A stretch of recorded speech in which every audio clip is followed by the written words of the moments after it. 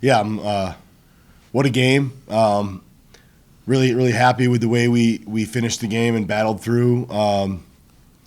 Set up our guy here, Luke, for a game-winning kick in overtime. I'm, really proud of our defensive effort, forcing turnovers, been an emphasis, forcing the fumble, being opportunistic when we get our hands on the ball. Forced 3 turnovers, I believe, in the fourth quarter. And offensively, we were good enough, especially in big moments.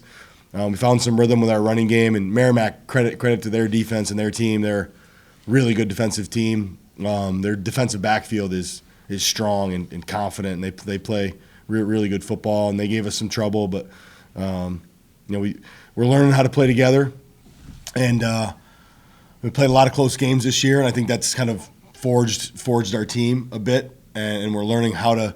You don't have to win. You don't have to win pretty. You don't have to win by a certain margin. You just have to win. All you got to do is win by 1. And we found a way today, bouncing back like that, going into overtime and to regroup, force a turnover. Adam DeSantis made an outstanding play, and it allowed us to set up Luke here for the winner. But proud of our team, proud of the guys, and we're building and learn how to play, and really happy to come out with a win. Merrimack had the late field goal, coach, so they had the momentum, or at least it seemed going into overtime. So what was the mindset of the team? As at one point you guys thought you might win in regulation, then you had to go in overtime. So a little bit of a deflating experience there. Mm-hmm. What was the mindset going in? The sideline was, the chatter on the sideline was positive. Like, let's go. They were excited, I think, to keep playing and to play in overtime. We haven't been in an overtime game this year. I don't remember the last time Colgate was in one. I haven't personally been in an overtime game in a while. So that was unique. I mean, you kind of prepare for it, doing red zone stuff, and then you kind of prepare for if you're in overtime. But I felt like our team was ready, and they wanted to go out and go make some plays and win the game. I think momentum is a reflection of attitude. It's I haven't ever talked to our team about that, but that's something as a young coach, learning from as many people as I can. Momentum is all it's internal. It's what you feel. It's not the next play is the next play. Every play has a life of its own. So we just needed to lock in, and we won the coin toss, which I think was really big for overtime, being on defense first for the reason that you saw. Not that we were conservative offensively, we wanted to score a touchdown, but we certainly weren't gonna. When we got a kicker like Luke here, you're not gonna do anything crazy with the ball. So mindset was great. We were ready to play, and next play mentality, and we were able to get it done. Luke, congratulations on the game winner. Thank you. You never know when your jersey number is going to be called, so I would assume during the game you have to stay mentally with it and mentally prepared, because you never know when you'll have to go out there. But saying that, is it different in overtime when the game's on the line? Is it different, or is your preparation, your mental preparation the same, or is it different in a big situation like that? You always want to prepare the same for every kick. Obviously, maybe a little more adrenaline on that last one, especially in the fourth quarter. I thought we had them dead in the ropes on the 10-yard line, and then they marched down, hit an awesome field goal, but then once Adam had the pick, I felt comfortable with where we were on offense. So, Coach, just in the fourth quarter, combining all 4 of your wins, your defense has only allowed 3 points. Just how impressive is that from your defense? Not to mention, we talked about it on the field after, but the 3 turnovers.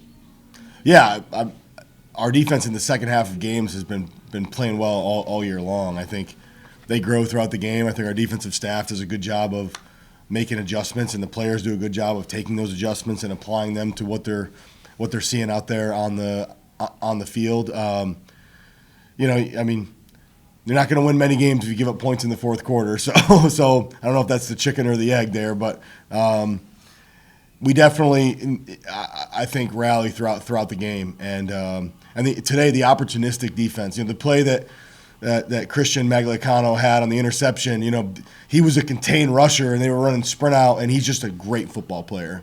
The play by DeSantis, the forced fumble, Phil Tabasso, I think, was the D lineman in there in the backfield on the goal line. We played great red zone defense all day. I think when you look at the stats of the game, we talk about red zone third down a lot. And, Merrimack had us on third down today. I think they outperformed us on third down. But in the red zone, we we scored on all 4 of our red zone trips. They scored on only 2 of their 4 red zone trips, and that's key to the game. You win in the red zone, you win the turnover battle, which we did today. You're going to have a really good chance to win a lot of games. Luke, for you, we saw everybody waiting for you. Just how exciting was that for just the reaction from your teammates as you were coming off the field? Yeah, it was an awesome feeling. It's been an up and down season, and I know they trust me, but I mean, to go and make the game-winning kick and have them stand there and celebrate with me, it's awesome. And what about the confidence the team has in you, the coaching staff, the fact that, during that overtime session, coaches knew they only needed a field goal, didn't get too fancy in the play calling, Luke, where they basically knew they were already in your range, so they had the extreme confidence in you. What does that say to you, the fact that the coaches have the utmost belief in you? Yeah, it feels great. I mean, that they trust me and that all I have to do is go out there and kick it through the uprights, and I'm the hero, but it's awesome. Now, Coach, I like to talk about the receivers, but Yeah. Reed made obviously a great catch heading in to the go-ahead touchdown drive, and then what he did on Danny's touchdown run was make a really great block. Mm-hmm. How exciting is that for you to have a receiver that's obviously able to make set of great plays, but then he's also able to block and help out his teammates? Yeah, I think Reed he's a selfless player. I think he's growing before our eyes as a player, how well-rounded he is. And I think, now that he's had to step up and kind of be the main guy for us, he's really embraced that, the way he practices. And, Jake trusts him a lot to win his matchup. And, he's a quarterback's best friend. You get a guy that's 6'6" that can, with those long arms, you don't have to throw a perfect pass for it to be caught. And Swan, he's a physical guy. He works hard in the weight room, and he's got that kind of that streak in him where he can be physical. And when the game's in the line, we want him to make a play or a block, and he did a great job today. Luke, knowing the story that you shared on your way over here, I'm sure if you picked a day to kick a game-winning field goal, you wouldn't pick weather like today. Just how much does weather play into your preparation as a kicker? Yeah, it plays a big role. I'm definitely used to this kind of weather, playing in Hamilton. But, yeah, it wasn't as bad as we thought. We thought it might be rainy, and it rained a little bit, but not near the extent that we thought it would be, and the wind wasn't as bad. So, yeah, I thought he judged the wind really well today, especially the first field goal. Yeah. The first one, the wind was blowing a little harder in the first half, and sometimes you gotta aim it outside the upright. Like, kickers aren't very comfortable doing that sometimes, but he played it perfect. We kick at that end of the field a lot too. All 3 of those field goals down there, and so he was ready to roll. Coach, you knew the challenges of the defense going into this one, and they were great at stopping the run. Yep. But you got the run game going in the fourth quarter when you guys needed it with Shaven and Osborne. So let's talk about that kind of sticking to the game plan where you finally got the run identity going in the fourth quarter, and that certainly helped. Yeah, I just think we had to stay with it, and had to try some different things. Merrimack's a really good defense. They're coming off a bye week. They had us schemed up pretty good, but getting Osborne back going, and he's been working so hard to get back and play even a little bit. And today he played a little bit. I don't know how many plays he played, maybe 8 plays, 10 plays, I don't know, but they were all big, and he's that kind of player. And he'll keep getting more and more as we finish the season. I don't think he had any setbacks today with his injury. So.